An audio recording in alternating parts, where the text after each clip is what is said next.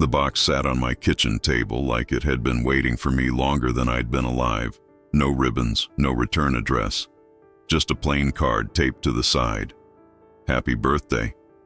The handwriting hit me like a brick to the chest. I knew it instantly. The uneven slant, the way the Y curled too long. I'd memorized that handwriting over 2 decades, from school permission slips to Mother's Day cards, and yet I hadn't seen it in 3 years. Not since my son, Daniel, walked out of my life without a fight, without a scene, just silence. Now it was back on my table. It was a Thursday morning in early November, and the light came through the blinds in stripes, half golden, half shadow. I pulled the chair out slowly, like any sudden move might make the box vanish. Inside, nestled in tissue paper, was a bottle of whiskey so beautiful it seemed like it belonged in a museum, not a kitchen. Dark glass, gold foil lettering. A wax seal so smooth it reflected the light. For a moment I forgot myself. I ran my thumb across the seal the way a man might run his hand over a car he could never afford. The weight of it was undeniable, expensive, deliberate. Daniel knew I didn't drink anymore. He'd sat beside me in the hospital bed after the heart attack, listening while the doctor told me what would happen if I didn't quit. He'd nodded along, silent, while I promised I'd stop. And I did. So why this? Why now? I set the bottle on the far end of the table like it was radioactive. When my wife Caroline was alive, whiskey had been a ritual, not a vice. 1 glass on the porch after a long day repairing fences, mowing the yard, or shoveling snow. She'd sip hers slower, smile at me, and we'd let the crickets and cicadas fill in the quiet. But after she passed and after my heart betrayed me, the bottle became a ghost of what I couldn't have anymore. I hadn't touched a drop in 3 years. Daniel knew that, which made the gift feel less like kindness and more like a riddle. I stared at the card again. 2 words, no signature. Not Dad, not love, Daniel, just happy birthday. I read them until the letters blurred, until the clock on the wall dragged me back to the present. My first thought was Robert Hayes, my neighbor and closest friend since Caroline died. Robert was the kind of man who never waited to be asked for help. 2 summers ago, a thunderstorm had ripped half the shingles off my roof, and by dawn, Robert was already on a ladder with a hammer saying, "Don't argue, just hand me the nails." If anyone deserved a gift, it was him. I couldn't drink the whiskey, but Robert could, and he'd appreciate it. That thought brought me a flicker of relief. By afternoon, the bottle was buckled into the passenger seat of my old Ford, because habit told me you never let something that heavy roll around loose. Robert's house sat on a rise at the edge of town, just outside Tulsa. White clapboard, wraparound porch, and a swing that looked like it had been there since the Great Depression. When I pulled into his gravel driveway, the sun was low, painting everything that amber color you only get in November. He opened the door in a flannel shirt, jeans dusted with sawdust, boots on. His eyes went straight to the bottle in my hand. "What's this, Jack?" he asked. "A birthday gift," I said, handing it over. "From Daniel." Robert's brows shot up. "Daniel sent you this?" "Yeah, but I figured you'd enjoy it more than I could." He turned it in his hands, admiring the label. "Jack, this is something else. This is the kind of bottle you save for a special night." "Then make tonight special," I said. He grinned wide. "I think I will. Thank you, friend." And for the first time that day, I felt like I'd done something right.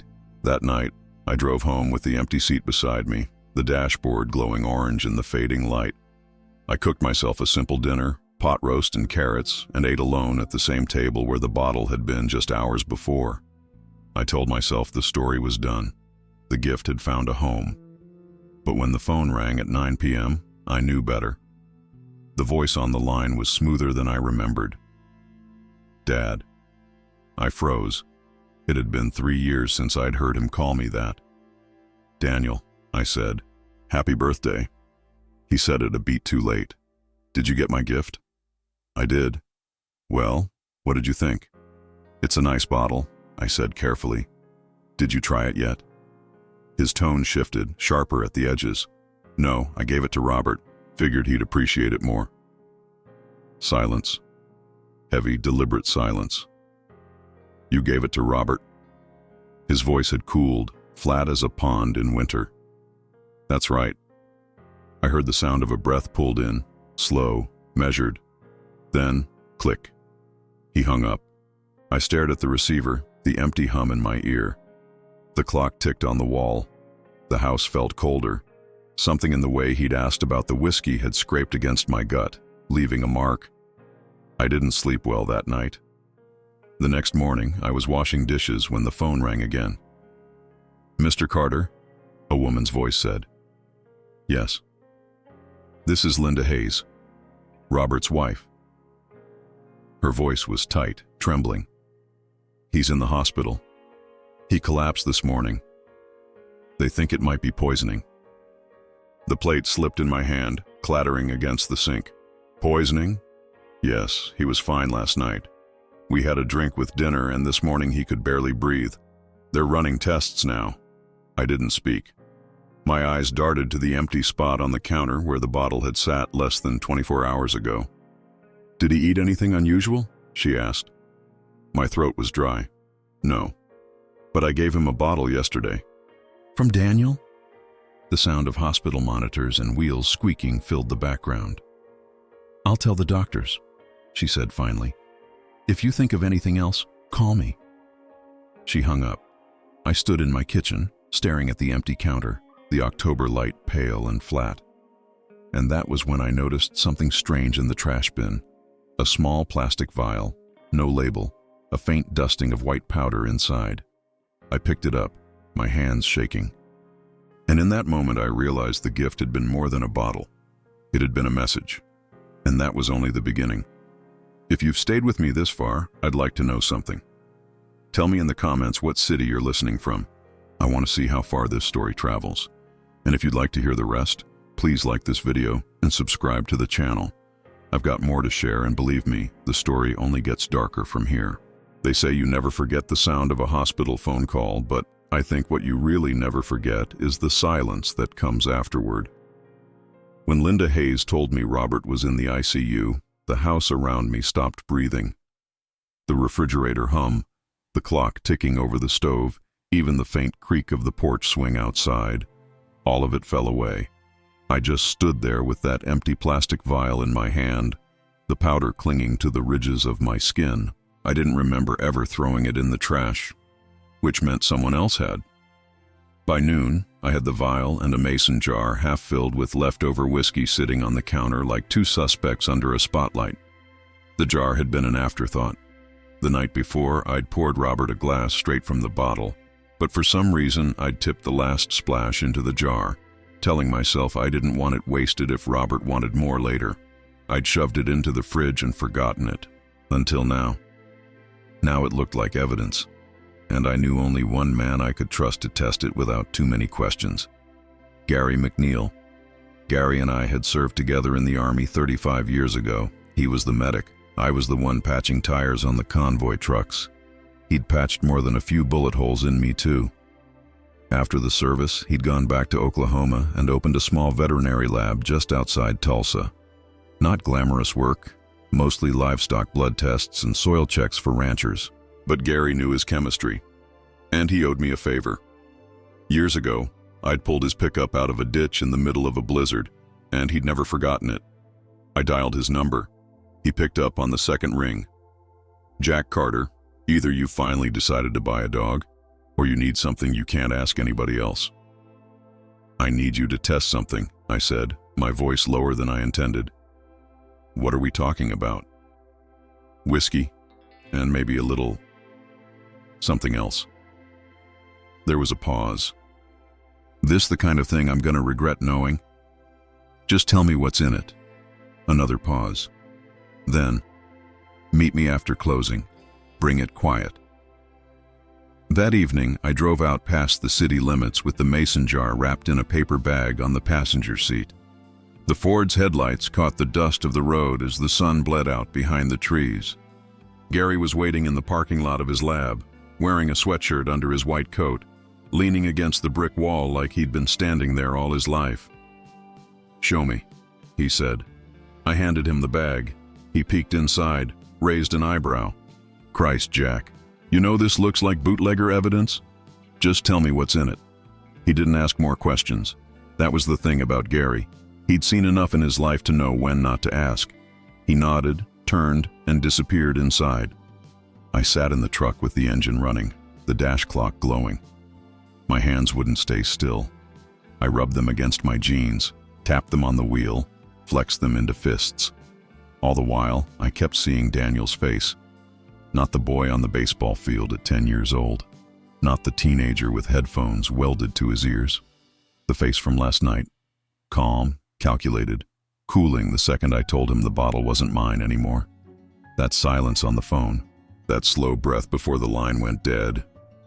I'd been a father long enough to know silence was sometimes louder than words.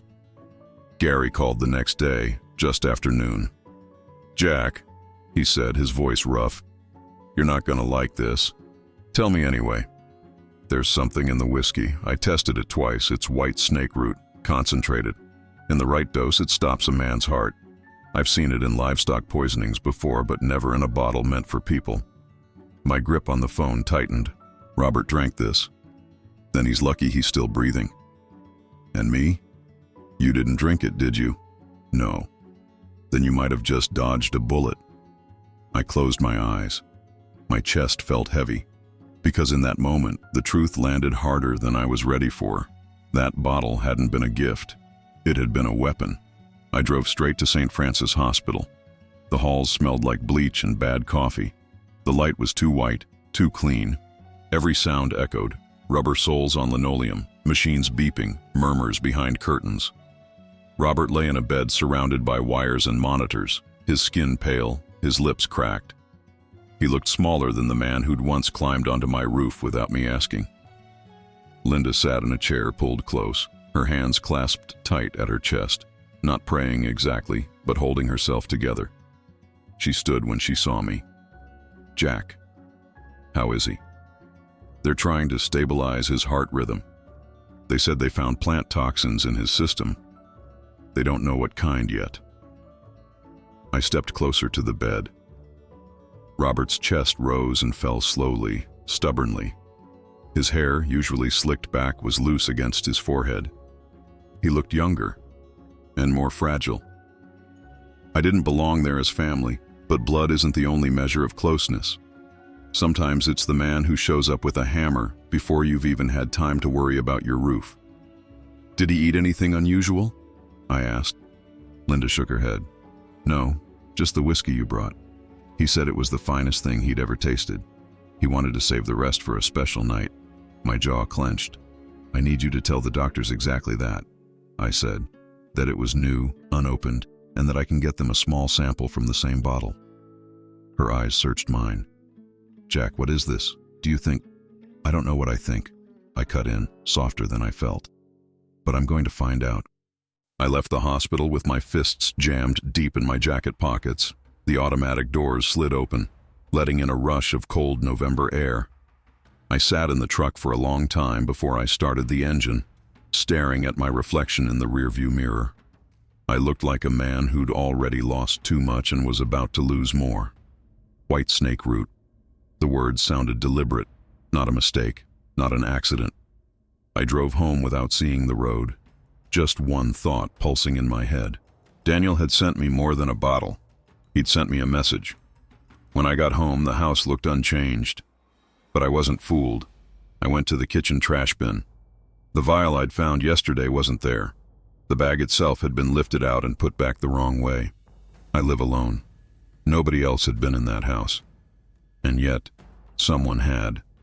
The locks were untouched, the deadbolt set, no windows forced, which meant they had a key. And there was only one person I could imagine with a copy. Daniel. I called Gary again. "It's gone," I told him. "What's gone?" "The little vial I told you about. Someone took it out of my trash. I didn't move it." Gary didn't try to talk me out of it. He knew better. "You need to call law enforcement. That vial would have been proof." "I know." "And Jack?" "Yeah. Don't let whoever did this think you're asleep at the wheel." "I'm not," I said. And for the first time, I believed it. That night I sat at my kitchen table with a legal pad. On the left I wrote, what I know. On the right, what I can prove. Under what I know, Daniel sent the bottle. Daniel knew I couldn't drink. Daniel asked if I'd tried it. Daniel's voice changed when I said Robert had it. The whiskey tested positive for white snake root. The vial is missing. Under what I can prove, Gary's test. The leftover whiskey in the jar. Daniel's call, if memory holds. Robert's collapse. The two columns stared back at me like two sides of a canyon with no bridge. Bridges don't appear because you want them to. You have to build them. So I went to my desk drawer and pulled out a small digital recorder I'd bought years ago to leave notes for myself. It was scratched at the corners, batteries half dead, but it still worked. I slid it into the inside pocket of my jacket, right over my heart, because the next conversation with my son wasn't going to be small talk. It was going to be evidence. The next day, I drove across town to the suburban neighborhood where Daniel lived. Identical houses lined the street, beige siding and trimmed lawns, like rows of teeth. His truck was parked in the driveway, newer than mine by a decade. I walked up the path and knocked. When he opened the door, his face shifted 3 times before it settled. Surprise, then calculation, then something he wanted me to think was warmth. "Dad," he said, like the word itself was both a greeting and a warning. "This is unexpected." "Is it?" I asked, stepping inside without waiting. The place smelled like lemon cleaner and nothing else. Too neat, too polished. I headed straight for the kitchen. On the counter, 3 bottles of whiskey were lined up like soldiers. None of them was the one he'd sent me. I ran a finger along the rim of an empty glass by the sink. "Robert liked it," I said it was the best he'd ever had. Daniel blinked once, slower than a reflex. "Funny thing," I added, feeling the recorder pressing against my chest. "I never told you where I kept it." For the smallest fraction of a second, his whole body went still. Then he laughed. "You must have," he said. "You get chatty when you're sentimental." "No," I said. "I didn't." Our eyes locked. And for the first time in my life, I wondered if I was staring at a stranger instead of my son. I left without saying goodbye. Back in my truck, I pressed the stop button on the recorder. The red light blinked out. I set it on the seat beside me, staring at it like it was the only witness I could trust. My hands were steady. My heart was not. I picked up my phone and dialed the number I hadn't wanted to dial. "Detective Reyes." A voice answered. "My name is Jack Carter," I said. "I believe I may have information about a poisoning. I have a sample of the substance and an audio recording that might interest you." He didn't ask me to explain over the phone. Men who know their work don't demand the whole story in the first breath. "Can you come in this afternoon?" he asked. "Yes," I said. And as I hung up, I realized my life had just split clean in 2, before the bottle and after. They say the hardest doors to walk through aren't the ones locked against you.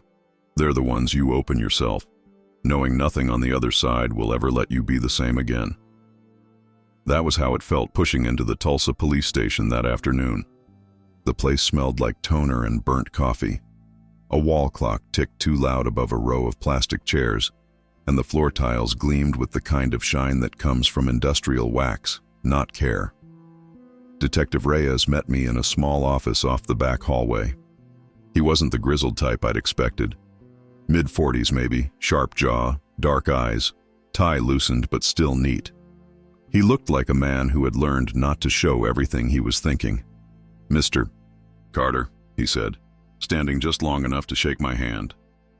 His grip was firm, steady. "Have a seat." I sat. The chair was hard, the kind that didn't invite comfort. He pulled out a legal pad. "Start from the beginning." So I did. I told him about the package, about the handwriting I'd recognized instantly, about the bottle, about giving it to Robert. I told him about the call from Daniel, his sharp tone when I said I'd given it away, the long silence before he hung up. I told him about Linda's call the next morning, Robert collapsing, the hospital monitors, the word poisoning.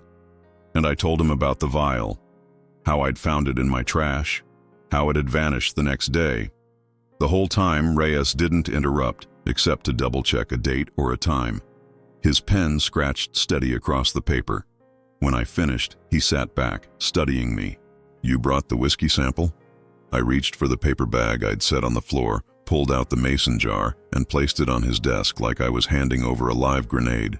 "And I recorded my conversation with Daniel," I said, pulling the small recorder from my jacket pocket. Reyes put on latex gloves before he touched either. That detail told me everything about how serious he was taking this. He set them gently on his blotter, weighing the recorder in his palm. "You understand," he said. "This doesn't become a case because we feel something. It becomes a case when what you've given me can hold up to other people looking at it." "I understand. You okay with us copying the audio?" "I wouldn't have brought it if I wasn't." He nodded once. "We'll send the liquid to the state lab. Get an independent confirmation of your friend's test. If it comes back positive, we'll move forward." His voice was steady, practical, but I could feel the ground shifting under me. Before I left, Reyes slid a card across the desk. "My cell," he said. "If you sense something's off, call me. I'd rather be wrong twice than right too late." I tucked the card into my wallet, feeling the weight of it like a small weapon. Walking out, the building felt colder than when I'd come in. I drove straight to St. Francis. Robert was still in the ICU, but there was color in his cheeks now, faint but real. He opened his eyes when I touched the rail of his bed. "You look like hell," he whispered. "You should see yourself," I answered. He smiled with half his mouth, the kind of smile that costs too much to spread across the whole face. Linda was there too, knitting something green in a chair pulled close. She looked up when I sat. "The doctor says if his numbers hold, they'll move him out of critical tomorrow." "That's good news," I said. But she didn't smile. Not really. Half an hour later, a younger woman came in, mid-30s, tired eyes, practical ponytail. I knew her from photos, Daniel's wife, Leah. We'd spoken maybe twice since the wedding, polite small talk at holiday dinners before the silence grew between Daniel and me. "Frank?" she said softly, almost like she was testing the name. "It's Jack," I corrected gently. "Jack Carter." She gave a small nod, corrected herself. "Jack, I'm glad you're here. How are you holding up?" She glanced at Robert, then back at me. "Scared, angry, mostly scared." Her voice dropped. "We need to talk." Linda seemed to sense it because she touched Robert's hand and said, "I'll give you 2 minutes," before slipping into the hall. Leah gestured toward the family lounge down the corridor. We stood by the vending machines, the air smelling faintly of burnt popcorn. "I don't know what you know," she said, "but I know Daniel has been different, distant, secretive. He keeps jars on a shelf in the garage, dried plants. He says it's for a hobby. He's in online groups about extraction, tinctures, things like that." Her eyes searched mine. I didn't think much of it, but now, "White snake root," I said quietly. Her face changed, recognition, fear, both. "I've seen that name," she whispered. "In his search history." "You need to tell Detective Reyes," I said. "If you've got anything, screenshots, photos, messages, keep them. Don't confront him yourself." She nodded too fast, like a swimmer trying to stay above water. Then she asked the question I hadn't let myself say out loud. "Why would he do this to you?" I could have said money, or disappointment, or anger that had grown hooks over the years. Instead, I told her the truth the way I knew it. Because if he can't own the story, he'll burn the page. She flinched, like the words were a cold draft. I left the hospital with her words in my ears. Back home, the house was unchanged, but I wasn't. I checked every lock, every window, every hinge. In the hall closet, I pulled down the old fireproof box, birth certificates, Caroline's wedding ring, insurance papers. I added index cards, each with the time and exact words of Daniel's voicemails, each with the dates and notes of what I'd seen, what I'd heard, evidence, not memory, because the line between the two was blurring fast. That night, I installed 2 new deadbolts and a set of cheap stick-on alarms that screamed if a door opened. The kind you'd buy for peace of mind more than real security. When the back door shrieked under my test, the sound made my ears ring. Good. That was the point. I set the alarms again and sat in the living room where I could see both doors. I didn't bother turning off the lights. I wanted whoever was outside, if there was someone, to see me sitting there, waiting. At 9:12, my phone buzzed on the table. Unknown number. I let it ring to voicemail. A minute later, I played the message. "Dad, you're making a mess of this." Daniel's voice was quieter now, taut like a wire. "You went to the cops. That wasn't smart. We could have handled this. You're not thinking straight." Then silence. I wrote the words down, slid the card into the fireproof box, and shut the lid. Sleep didn't come. I dozed on the couch with the hall light on, boots by the door. Just before dawn, a car idled outside long enough to set every nerve in me on fire. Headlights washed across the porch, then they slid on, disappearing into the dark. I stayed at the window until the sound faded. It might have been nothing. A teenager, a delivery driver. But it felt like something else. Something checking to see if I would twitch. And I didn't. By morning, the phone rang again. Reyes. "Mr. Carter," he said. "The state lab confirmed Gary's results. Independent confirmation of white snake root in your sample. That gives us cause to open a formal case and to request medical records from the hospital for Mr. Hayes." I let out a breath I hadn't realized I was holding. "Tell me what you need." "Keep doing what you're doing. Document. Don't engage. If he contacts you, don't answer. Save everything. If he shows up, call 911. His voice didn't waver. "Do you understand me, Jack?" "I do." And for the first time since the box appeared on my table, I felt like someone else was carrying a corner of the weight with me. But that weight was still heavy. Because I knew one thing. This wasn't over. Not by a long shot. They say silence has flavors. Some mornings it's bitter, like coffee left too long on the burner. Other times it's thin and sour, like milk that's gone bad but you haven't sniffed it yet. The silence in my house that morning tasted metallic. Sharp, wrong. I woke before dawn, the hall light still burning, my boots waiting by the door. My body had remembered old military alarms, rising before the sun whether I wanted to or not. I made coffee, poured it black, and stood at the back door staring at the little piece of thread I'd taped across the frame the night before. It was gone. Not broken, not on the floor. Gone. Someone had peeled it away clean, as if they'd wanted me to know they could. The hair on my arms rose. I checked the deadbolt. It was set, just as I'd left it. No splinters in the wood, no marks on the metal. But on the strike plate, a faint new scuff gleamed where a key not quite cut right had rubbed against it. Someone had let themselves in. I stood still for a long time, listening. The house spoke in sighs and creaks like it always did, but this time I didn't trust a single sound. I went to the junk drawer, pulled out a short piece of clear thread, and laid another trap low across the front door. Not because I thought it would stop anyone, but because a man needs a way to know what's true. At noon, I drove back to the station. Reyes's office looked smaller in daylight. Files were stacked like bricks around him, his tie crooked, his face sharper than before. He waved me in without standing. "Sit." I did. He tapped a pen on his pad. "Tell me what you saw this morning." So I told him. The missing thread, the scuff, the way the deadbolt looked set but wasn't right. He listened without writing for once. "Anyone else with keys to your house?" "No. No spares under rocks. No neighbors. The only extra set was Caroline's. She's been gone 5 years." "And Daniel?" My stomach tightened. The last time I remember him having them was after my heart attack. He came by to pick up a few things for me before I was discharged. My phone charger, some clothes. He had the keys then. I never saw them come back. Reyes didn't nod, didn't flinch, just said, "That helps." "Helps?" I asked. "It means if someone entered without force and only he had access, that narrows the line of suspicion." He leaned forward. "Mr. Carter, I'm going to say this plain. Don't meet your son. If he calls, don't answer.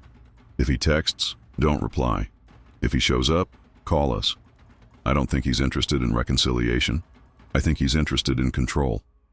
His words landed heavy, like nails being driven, not placed. Afterward, I drove to the hospital again. Robert was sitting up, paler than usual, but with his eyes clearer. The machines had been rolled back, fewer wires running into his arms. "You look worse than me," he said as I walked in. "Guess I brought my worst for a visit. I'll bring better tomorrow." Linda smiled faintly, knitting needles moving, though her gaze never left her husband. When she stepped into the hall to speak with a nurse, Robert lowered his voice.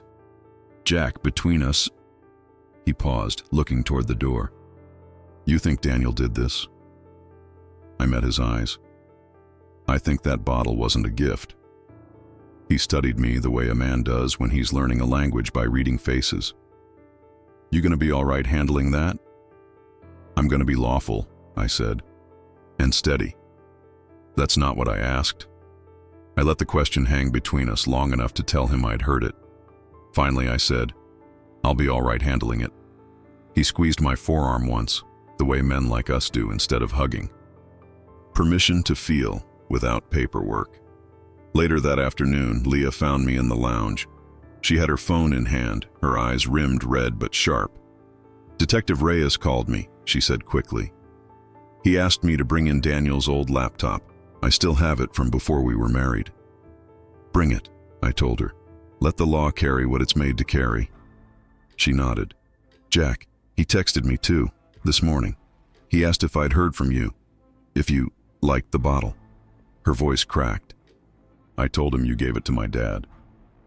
We stood in silence. Her words hung in the space between us like a storm cloud waiting to break. "Thank you," I said, "for telling me. I'm sorry." I knew she meant all of it, not just the words. That evening, I stopped at a hardware store, bought 2 new deadbolts, a box of screws, and a package of stick-on alarms. The clerk bagged them like groceries, told me winter was coming early. At home, the thread I'd taped that morning was intact. I stepped over it carefully, then set to work. The new locks went in slow and steady, my forearms straining against the screwdriver. The alarms shrieked when I tested them. Good. That meant they'd shriek if someone else came. By the time I finished, the sun had dropped and the house was long shadows.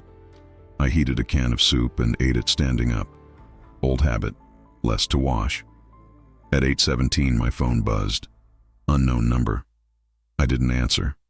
A minute later, a text appeared. "We need to talk face to face. Tonight." Seconds later, another. "Don't make this worse than it is." I wrote both messages on an index card, slid it into the fireproof box. Then I called Reyes. "He's asking to meet," I said. "Do not," he replied, clean as a gate closing. "Forward me the texts. If he calls, let it go to voicemail. Save everything. If he shows up, call 911. I hesitated. "Detective, would you come by? Take a look at the front door. I think someone used a key that wasn't mine. I'll send an officer to document. If I'm clear, I'll come myself." He arrived 40 minutes later with a young uniform named Patel. They photographed the strike plate, the scuff, the thread on the floor, the alarms. When I dug out the old tin from the hall closet where Caroline and I had once kept spare keys, there were 2 brass ones labeled neatly in her handwriting, and a third, unmarked, a copy cut just slightly off. "This wasn't ours," I said quietly. "Reyes had Patel bag it. We'll see if we can pull prints. Keys aren't friendly to fingerprints, but we'll try." I nodded. "Do what you can. I'd like every piece of this story to stop pretending it's not connected." After they left, the house felt different. Not safer, not less watched, just witnessed. That night I set a chair in the living room corner where I could see both doors. Lights on, phone face up. At 9:46, the phone lit again. Unknown number. I let it go. Voicemail. When I played it back, Daniel's voice was calm, almost gentle. "They're making a mistake, Dad. Those things they found, they're not what they think. You know me better than that. Call me." I didn't. I wrote it down, slid it into the box, closed the lid. Morning brought frost across the yard, the grass tipped white. Reyes called at 8:12. "We've got enough from the lab to file for a warrant," he said. "We'll be moving soon." I sat at the kitchen table with my coffee cooling in front of me, the porch swing creaking once outside, though no wind stirred, and I thought about the boy Daniel used to be. The boy who once stood beside me at a Veterans Memorial fountain and asked if the names on the plaques meant the men had finished their mission. I told him yes. I didn't tell him what the mission was. Now I wondered if I should have. Because somewhere between that boy and the man leaving poison in bottles, something had been lost. And I had no idea how much more there was left to lose. They say you can't prepare yourself to see your child in handcuffs, but you can prepare for silence. That was what I told myself as I sat in my truck 2 blocks from Daniel's house, watching the sun climb up behind the suburban rooftops. Reyes had told me not to be there. He'd told me to stay home, keep the doors locked, let them do their job. But there are some mornings when staying put feels like surrender, and I wasn't ready to surrender. Not when the state lab had confirmed the poison. Not when my best friend lay in a hospital bed because of a bottle with my name on it. Not when my own son had left me a voicemail that sounded less like a plea and more like a warning. So I parked in the shadow of a maple tree, cut the engine, and waited. At 7:43 a.m., the convoy rolled in. 1 black sedan, 2 marked cruisers, a plain white van that carried the techs. They parked neat like punctuation marks at the end of a sentence that had taken too long to write. From here I could see Daniel's house, a beige 2-story box with vinyl siding, a truck in the driveway that gleamed too clean for a man who claimed to be struggling. Reyes was at the front, a folded document in a plastic sleeve tucked under his arm. The first officer knocked. For a long moment, nothing happened. Then the door opened, and there he was, my son. Daniel wore a faded Cardinals t-shirt, sweatpants, and a face that flickered between emotions too fast for me to pin down. Surprise, defiance, calculation. When Reyes held up the paper, Daniel stepped back. The officers crossed the threshold, and just like that, the search began. I knew the rhythm. I'd seen searches before. The first sweep is fast, drawers pulled open, boxes shifted, closets checked. Then comes the slower sift, the kind where every paperclip is turned over twice. From the truck, I watched the curtains twitch as men moved inside. My palms pressed against the steering wheel until they ached. At 8:12, an officer emerged carrying a large evidence bag. Even from this distance, I could see what was inside, a bottle identical to the one I'd given Robert. Same wax seal, same gold foil. Only this one was half empty. I felt my chest tighten. Another officer followed with 2 more bottles. One unopened, one opened with a faint dusting of white at the bottom. Residue. Proof. The kind of proof no lawyer could explain away. 9 minutes later, Reyes stepped outside, scanned the street, and spotted me. He walked to my truck, leaned down at the window. "You shouldn't be here, Jack," he said quietly.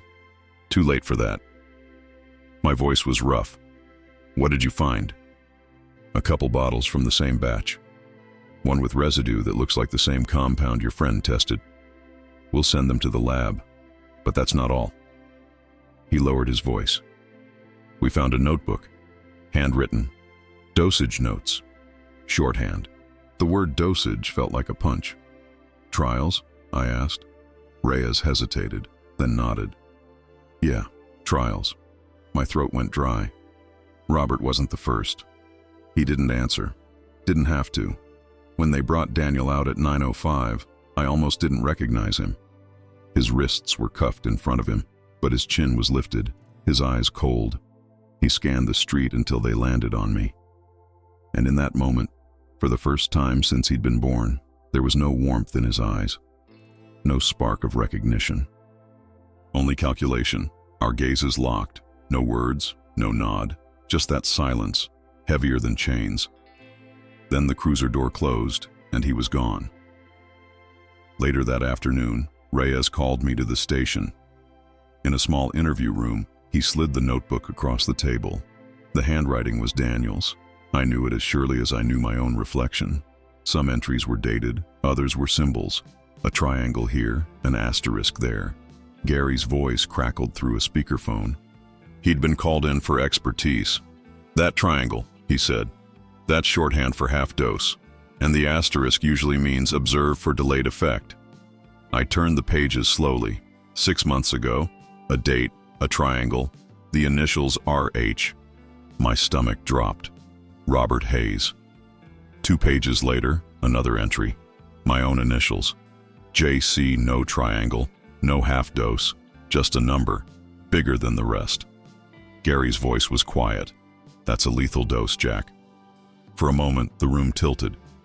I steadied myself with both hands on the table. So it hadn't just been Robert. It had been me. Driving home that night, the streets blurred past.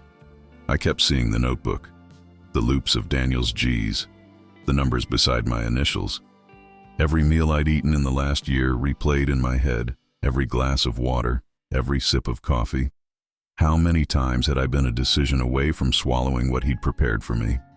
The thought burned hotter than any whiskey ever had. The local news got hold of the story 2 days later.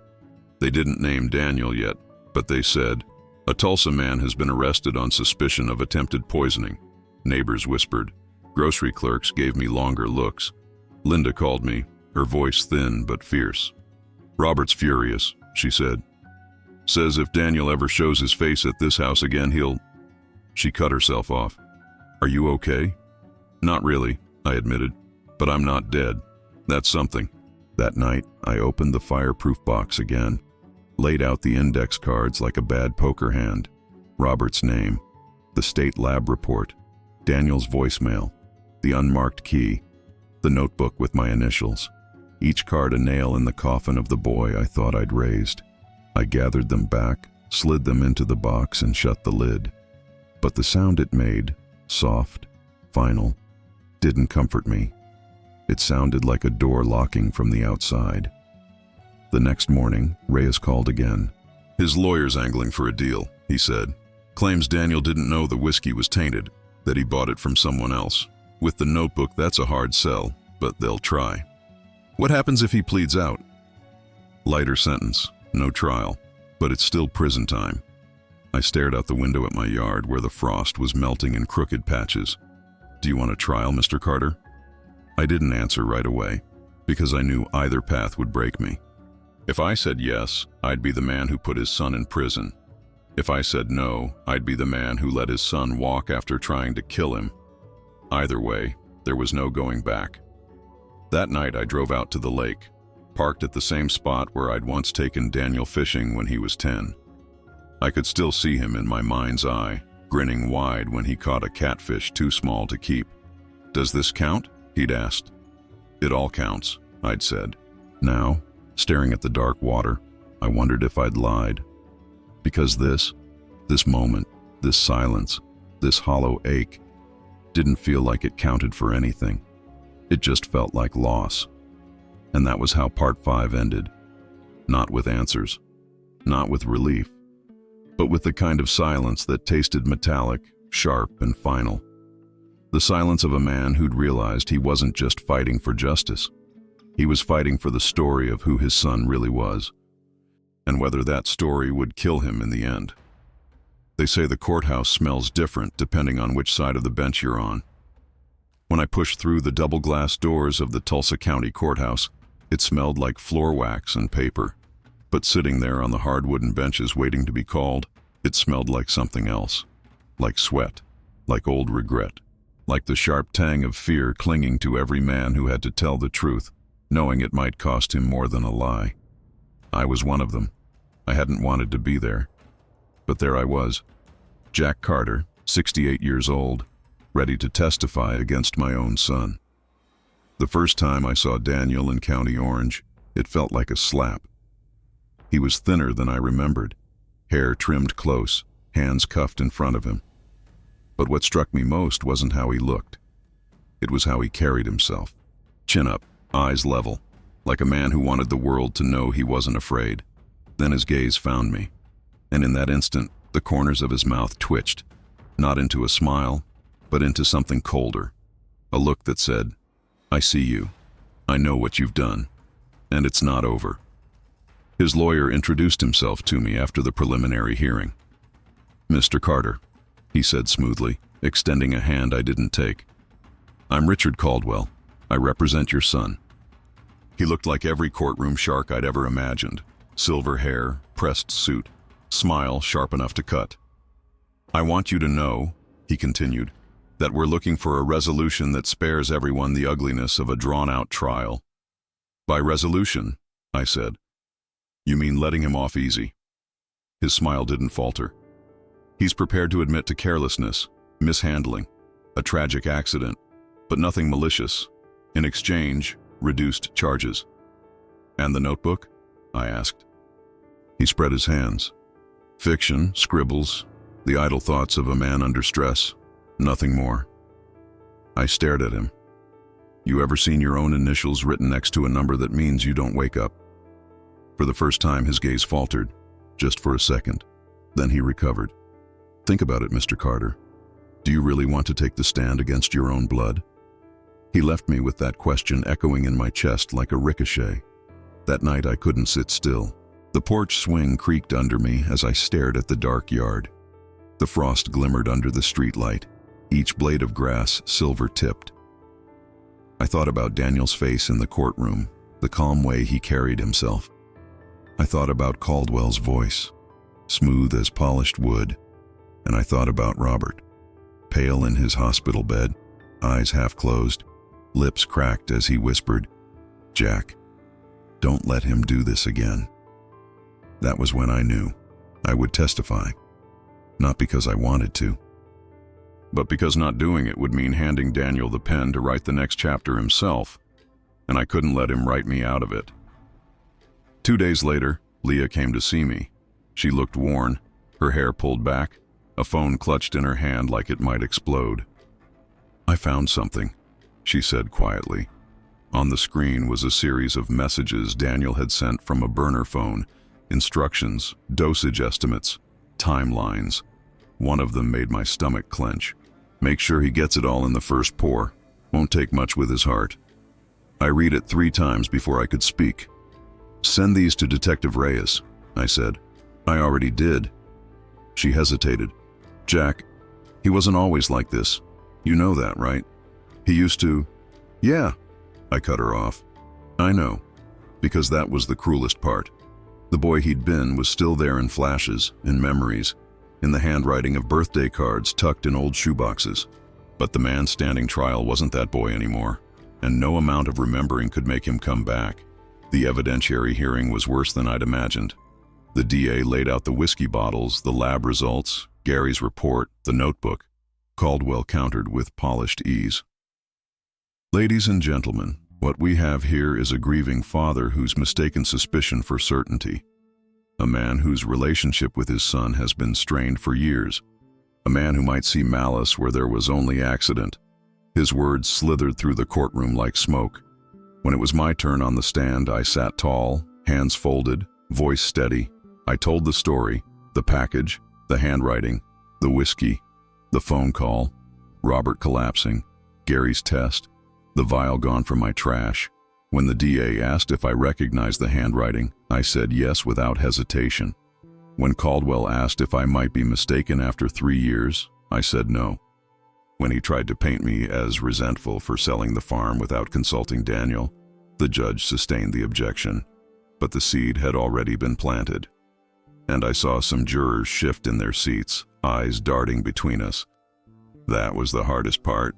Not the words, not the cross-examination, but knowing doubt had a way of sticking, even when you brushed it off. After the hearing, outside on the courthouse steps, Robert was waiting. He leaned on his cane, color back in his face, but his eyes fierce. "They're throwing dirt," he said. "Doesn't matter if it's true. They just need enough to cloud the water." I nodded, throat tight. "You did right, Jack. Don't forget that." But the truth was, I wasn't sure anymore what right meant. That night, back home, the phone buzzed again. Voicemail. When I pressed play, Daniel's voice was lower. "You think this makes you safe? It doesn't. You think they'll protect you? They won't." "This isn't over, Dad." I wrote the words down, slid them into the fireproof box, shut the lid, and sat in the dark kitchen, listening to the house breathe around me. Not safe. Not yet. Not until the verdict. And part 6 ended with me staring at the locked box on the table, realizing the truth wasn't just evidence anymore. It was a weapon. And the question was whether it would save me or finish me. They say trials aren't about truth. They're about stories. And the story that sticks the best is the one 12 strangers can repeat back to themselves at the end of the day. That was all I could think about as I sat behind the prosecution's table in courtroom 3B, watching the judge shuffle her papers. The story I had lived, a gift that wasn't a gift, a bottle that wasn't a bottle, a son that wasn't the man I thought he was about to be retold by lawyers who'd never sat in my kitchen or stood on my porch at midnight listening for footsteps. And whether that story survived or not depended on people who didn't know me, didn't know Daniel, didn't know Caroline or Robert, or the sound a man makes when he hears his best friend has been poisoned in his place. The DA was a sharp woman in her 50s, with a voice that could cut through concrete. "Ladies and gentlemen of the jury," she began, her words deliberate. "This is a case about trust given, and trust betrayed." She walked them through it step by step. The package, the bottle, the hospital records, the lab results, the notebook, the texts Leah had turned over. She didn't embellish. She didn't soften. And as she spoke, I watched the jurors' eyes. Some darted toward Daniel. Others stayed locked on the DA. Not one of them looked bored. Then Caldwell stood. "Ladies and gentlemen," he said smoothly, "you've just heard a story. But stories can mislead. Stories can twist small misunderstandings into conspiracies. Stories can pit fathers against sons." He turned toward the jury with that smile, sharp as a scalpel. "This is not a story of murder. It is a story of misinterpretation, of grief, of a man who has been estranged from his son for years, who sold his family farm without consulting him, who has held on to bitterness until it colored his every thought." His voice dropped lower, almost confidential. "Ask yourselves, are you hearing the truth? Or are you hearing a father who has already decided who his son is?" He let the silence hang, and I hated him for how well he told it. The first witness was Robert.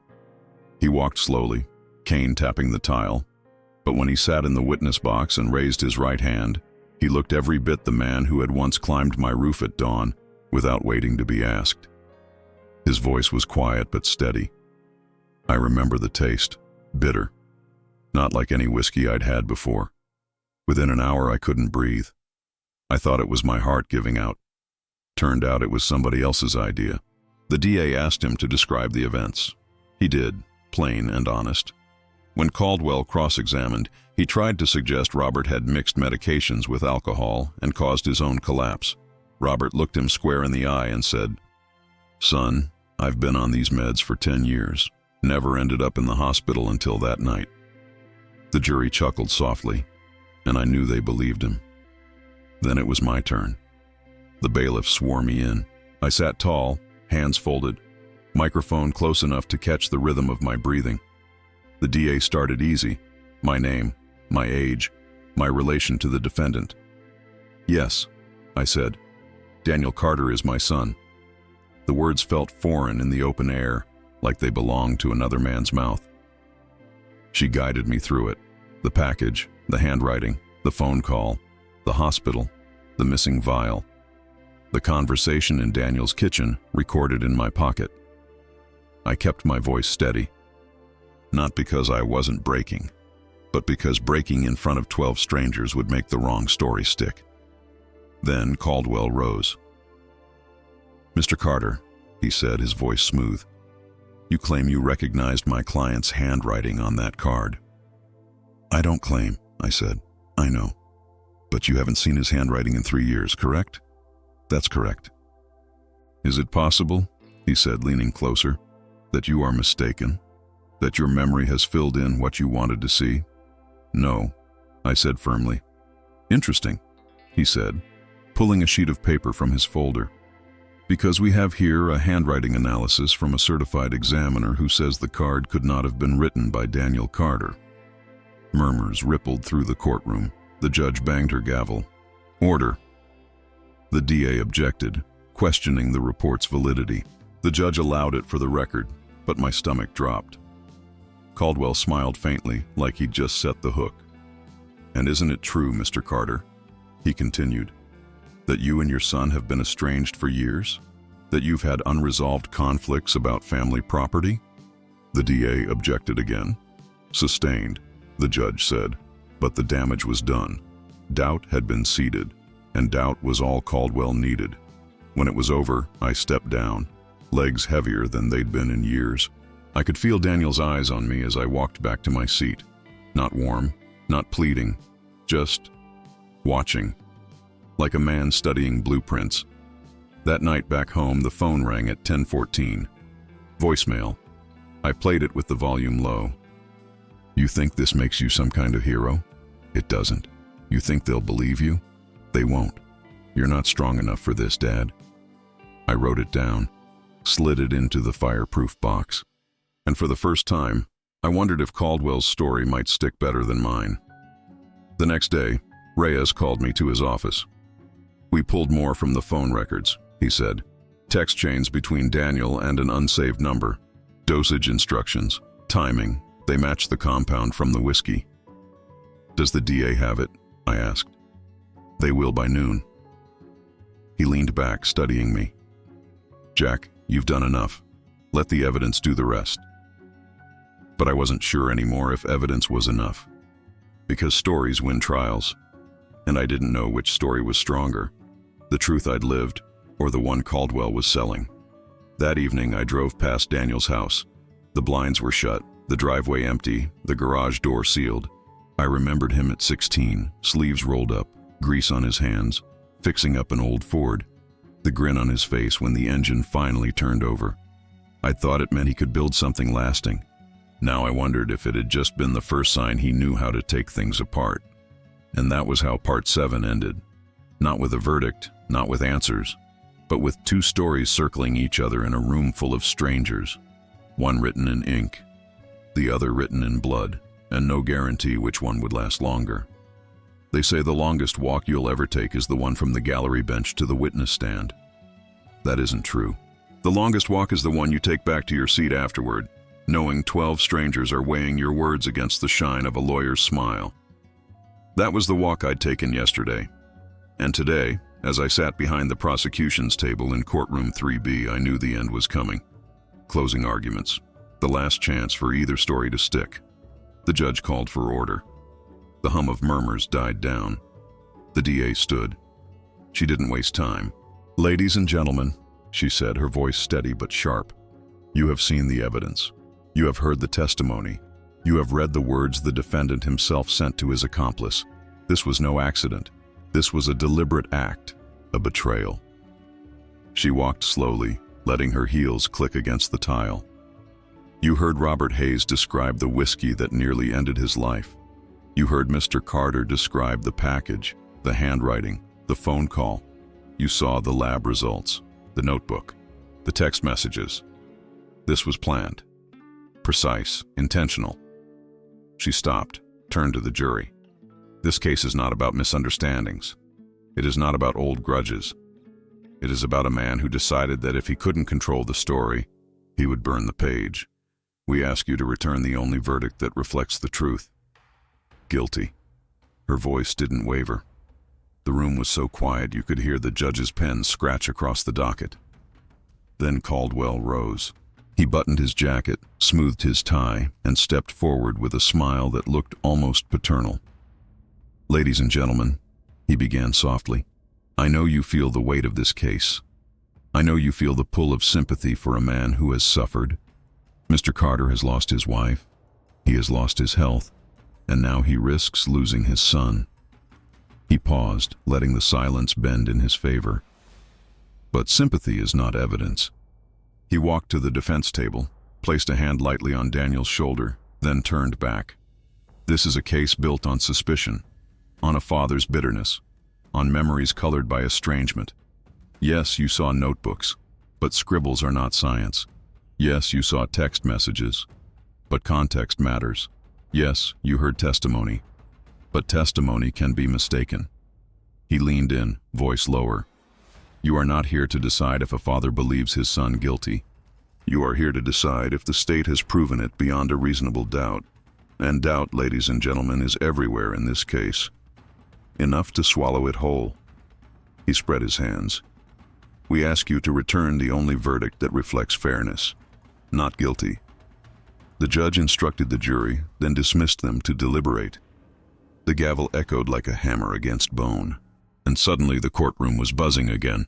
Reporters scribbling, spectators whispering, Robert leaning on his cane to shift positions, Linda dabbing at her eyes, Leah sitting rigid, her fingers twisted together in her lap, and me, Jack Carter, a man waiting to hear if his son had tried to kill him. The jury filed out through the side door, their faces unreadable. I knew this part would take hours, maybe days. But time inside a courthouse doesn't move like normal time. It stretches, contracts, turns minutes into hours and hours into static. Every cough sounds louder. Every shuffle of paper sounds like thunder. I sat with my hands folded, staring at the wood grain on the table. The lines ran crooked, weaving back and forth, refusing to go straight. Like life, like family. Reporters gathered outside the courthouse. I saw them through the tall windows, cameras slung over their shoulders, waiting like vultures on a wire. One of them caught my eye, lifted a microphone as if to say, "We'll want your story too." But I didn't have one. Not yet. Not until the jury came back. Robert touched my shoulder as he passed, his grip steady. "You did right," he said. Linda nodded, lips pressed tight. Leah stopped in front of me, her eyes glassy. "He wasn't always like this," she whispered, as if I needed reminding. "I know," I said. But knowing didn't change what he was now. The hours dragged. I thought about Daniel as a boy. The way he'd sat on the porch swing with Caroline, listening to the crickets, his small hand wrapped around a glass of lemonade while mine held a glass of whiskey. The way he'd run across the baseball field at 10, glove too big for his hand, shouting, "Did you see that catch, Dad?" The way he'd smiled when the old Ford he'd rebuilt coughed to life in our driveway, grease smudged on his cheek. And then I thought about his voice on the voicemail. "This isn't over, Dad." To Daniels, the boy I raised. And the man in County Orange, staring at me with eyes that no longer belonged to anyone I recognized. By the third hour, the waiting room outside the courtroom smelled like nerves. Too much coffee, too little food, fear seeping through pores. Reyes appeared in the doorway, his tie loosened, his face unreadable. "They're still deliberating," he said. I nodded. "Jack," he added quietly, "no matter how this turns, you've done everything you could." But I wasn't sure that was true. Because some part of me still wondered if I'd missed the one word, the one gesture, that could have pulled Daniel back before he reached this point. At 5:17 p.m., the bailiff's voice cut through the din. "Ladies and gentlemen, the jury has reached a verdict." The words landed in my chest like a sledgehammer. I stood too fast, my knees aching. The room shifted around me, people rising, reporters rushing, cameras clicking. The doors opened. The jurors filed back in, their faces pale with the weight of what they carried. I sat again, my heart hammering so hard I could hear it in my ears. The foreman stood. The judge asked the question, and in the half-second before he answered, the world went silent. The kind of silence that tastes metallic. The kind that makes you feel like the whole universe is holding its breath. And that's where Part 8 ended. Not with the verdict itself, but with the silence right before. The silence that divides a life into before and after. They say when the jury files back into the courtroom, you can read the verdict in their faces before the foreman ever opens his mouth. That isn't true. When those 12 men and women walked in, not one of them gave me a hint, not a glance, not a twitch, just blank faces carrying a weight only they could measure. I sat behind the prosecution's table, my palms flat against the wood, my pulse in my ears. The foreman stood. A man in his 60s, shoulders slumped like he'd been carrying bricks all his life, The judge asked the question, and the air in the room stopped moving. "On the charge of attempted murder in the first degree," the foreman said, his voice rough, "we find the defendant guilty." The word echoed, not loud, not dramatic, just steady. Guilty. The DA exhaled. Robert gripped his cane tighter. Linda's knitting needles slipped from her lap. Leah's hands flew to her mouth. And me? I didn't feel relief. I didn't feel triumph. What I felt was hollow, like a roof beam that had rotted through and finally cracked under its own weight. The judge thanked the jury, dismissed them, then turned to sentencing. Her voice was firm, practiced, as she read from the papers in front of her. 25 years in state prison, she said, without possibility of parole for the first 15. Her gavel struck once, final. Daniel didn't flinch. He sat in County Orange, hands cuffed, eyes fixed on a spot above the judge's head. If I hadn't known better, I'd have thought he was bored. Then the bailiff moved to escort him out, and at the last second, Daniel turned his head. Our eyes met, and for a heartbeat, it wasn't the courtroom, or the cuffs, or the gavel that existed. It was just the boy I'd once taught to throw a baseball, staring back at the man he'd tried to kill. His lips barely moved. This isn't the last chapter. Then he was gone. The door shut behind him, and the silence he left behind pressed heavier than the gavel. Outside the courthouse, reporters swarmed. Microphones shoved, cameras flashed. "Mr. Carter, how does it feel testifying against your son? Do you believe justice was served? Do you think he'll ever forgive you?" I pushed through them without answering, the words bouncing off me like hail on a tin roof. Robert and Linda waited at the bottom of the steps. Robert touched my shoulder. "You did what you had to do," he said. Linda nodded, tears streaking her cheeks. "Don't let anyone tell you otherwise." I nodded but didn't answer, because part of me still wondered if I'd lost more than I'd won. That night I sat on the porch with a cup of tea. The yard was quiet, the swing still. I thought about the notebook, the bottles, the messages, the scuff on my door frame, and I thought about the boy Daniel used to be. The boy who once wrapped his arms around my neck and whispered, "Don't let go, Dad," as I carried him up the stairs half asleep. The boy who once handed me a Father's Day card, misspelled and messy, but full of love. The boy who once smiled like the sun itself had been placed in his chest. That boy was gone, and the man in County Orange had taken his place. 2 weeks later, a clerk handed me an envelope. Inside was Daniel's property inventory, watch, belt, wallet, and a folded note. The handwriting was his. "You always said we were more alike than I wanted to admit. Maybe now you'll see that's not a compliment. No signature. Just that." I didn't crumple it. I folded it back up, slid it into the glove box of my truck, and drove home in silence. Robert recovered faster than the doctors expected. His appetite for whiskey vanished, but his stubborn streak didn't. "Strong enough to climb your roof again," he joked one afternoon. "Don't you dare," I said. We both smiled, but neither of us laughed, because some things weren't funny anymore. Leah stopped by once. She stood on my porch, her hands stuffed in her coat pockets, eyes rimmed with exhaustion.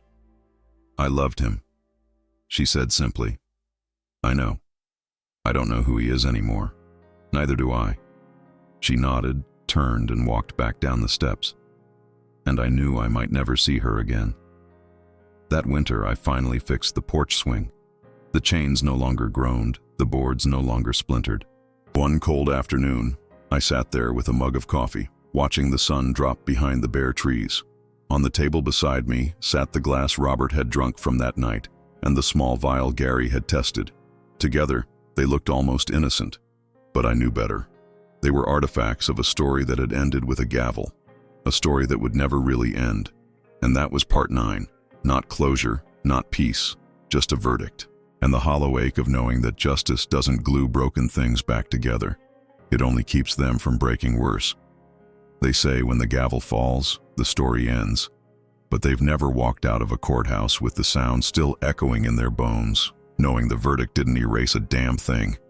It's been 3 months since the jury said guilty, since the judge sentenced my son to 25 years.